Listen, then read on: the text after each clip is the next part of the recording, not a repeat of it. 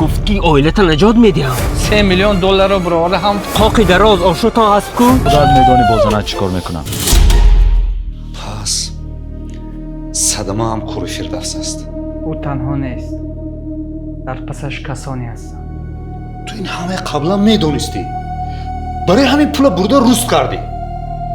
یکی چی به من نگفتی؟ من حس کردم که در بین ما خیانتکار است، لیکن دقیق نمیدونستم او کی است، تو یا فردوس. من به یک چی در حیرت. تو حاضر تو پول چخیل کی و در کجا پنهان کردی؟ تو حاضر صرفا نمیرم. من احساس کردم که پول با منزل رفته نمیرسه.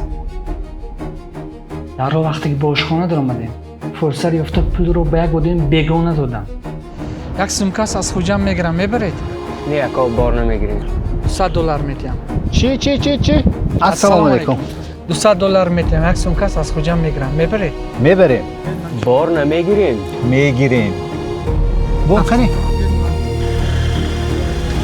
خیر کو؟ از خیر.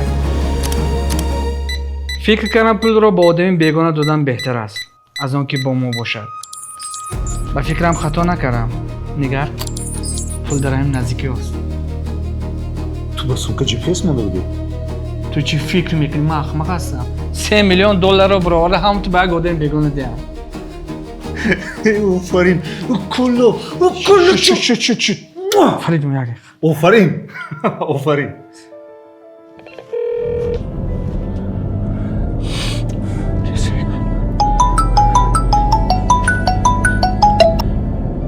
لابای سلام.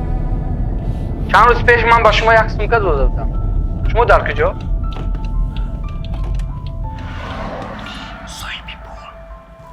دودر همه سومکه رو با کلینیک نیرمید بیارید.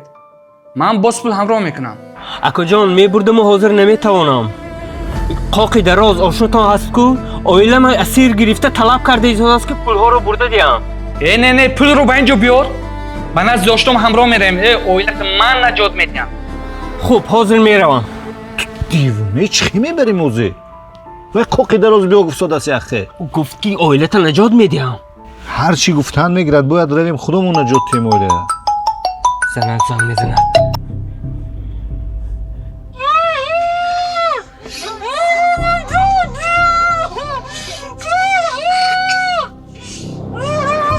خودی حاضر اینجا نشوی. خدا میدانی بازنه چیکار میکنم.